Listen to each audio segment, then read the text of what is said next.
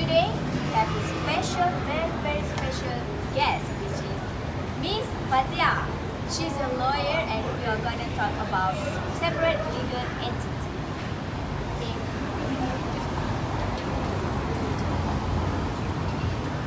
Alright, Miss Fatia. Can you briefly explain about separate legal entity? A legal entity, typically a business that is defined as a detached from another business or individual with respect to accountability. A separate legal entity may be set up in the case of a corporation or limited liability company to separate the action of entity from those of the individual or other company. The importance of separate legal entity was firmly established in the case of Salomon against Salomon and Company Limited, which is in 1897. It is stated that the corporation in law is equal to a natural person and has a legal entity of its own. The entity of corporation is entirely separate from that of its own and its shareholder. It is bear its own name and has ill its own. Then its assets are separate and distinct from those its members. Okay, Miss, apart from the definition, can I know what are the effects of separate legal entity?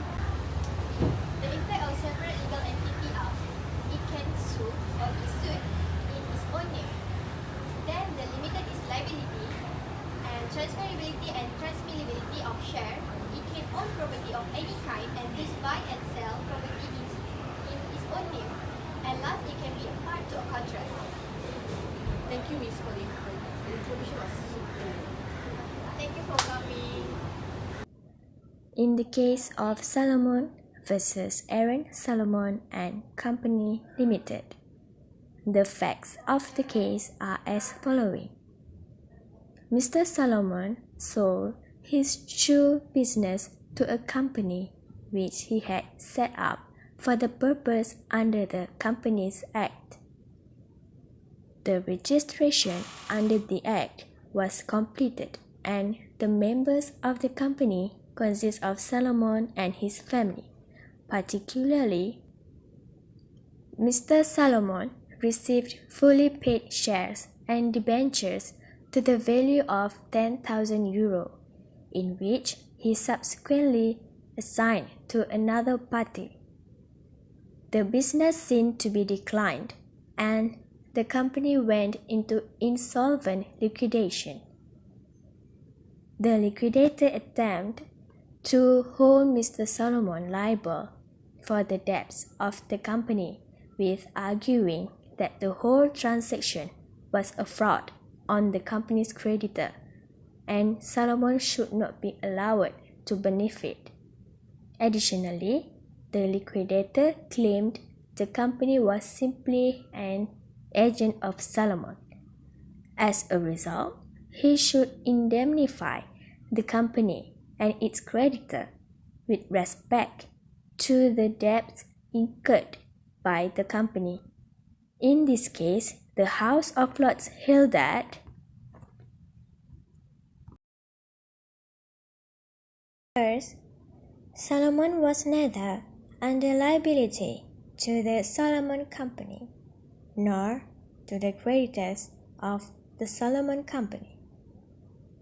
Second, Salomon's debentures were validly issued. Third, Lord Halsbury LC remarked that statute had enacted the formal and procedural requirements upon registration of a company, but did not enact requirements regarding the extent or degree of interest which may be held by each of the subscribers or as to the proportion, if influence possessed by one or the majority shareholder over the others. Fourth, the House noted that after registration of a company, although the business may be the same as before and the same hands receiving profit, but in law, the company is not an agent of the subscribers or members.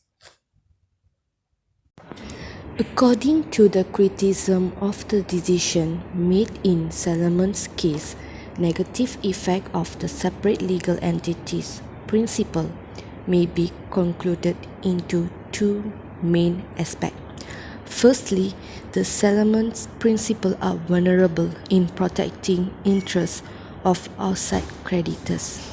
The Salomon's case gives the benefit of limited liability to even apparently honest incorporation in circumstances which is not necessary in order to encourage them to intake or carry on their trade or business. According to the separate legal entity principle, management of business is separated from shareholders and due to the benefit of limited liability. Shareholders are discouraged in monitoring and controlling their company's commercial ventures. However, a limited company's creditor must look at the capital, the limited fund of the company. In addition, pursuant to the separate legal entity principle, subsidiaries can be easily abused to avoid debts by transferring assets between parent company and subsidiary. In conclusion, in accordance with the principle of separate legal entity, company is regarded as separate legal entity. Thus, it is reliable to the debts on its own. Therefore, creditors of the company are prevented from claiming their rights directly to those real debtors, which is shareholders. This generally implies that, in practice, creditors, both contracting creditors and third creditors, bear more risk when they dealing with a limited corporation. By contrast, according to benefits of limited liability, shareholders of the company are highly protected by law and bear low risk insolvency of the company. Secondly, the separate legal entity principle provides an ideal vehicle for ever since the Salomon case. Legal doctrine regards as